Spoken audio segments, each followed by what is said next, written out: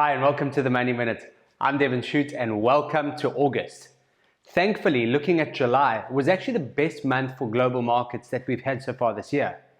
In fact, it was the strongest month in equity markets since April 2020.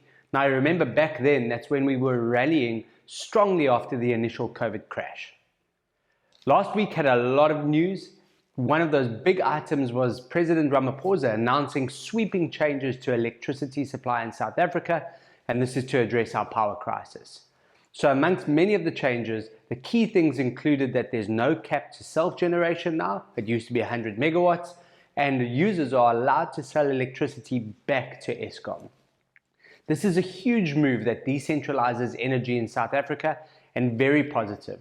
It's going to unlock an investment boom in South Africa as private players will build out these power stations, and this is going to drive economic growth for many years to come.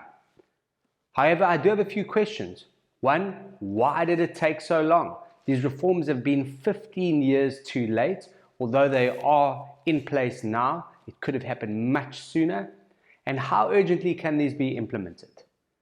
Nevertheless, we are starting to make progress to eradicating load shedding in our future, and the first of these projects is actually expected to wheel electricity back into the grid in the next few months. Now, following this first positive announcement, we had something out of the International Monetary Fund, or the IMF, where they've raised their expectations for growth in the South African economy for this year from 1.9 to 2.4%. Now, this puts South Africa in a small group of countries where the IMF actually sees our growth increasing.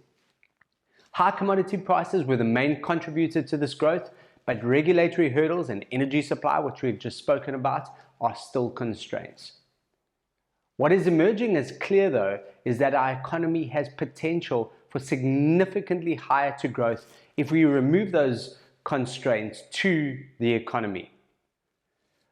If we do this, we can rapidly expand, and this will create jobs and reduce poverty in the process. And lastly, one of our other key state-owned enterprises, Transnet, is also turning the corner after years of mismanagement.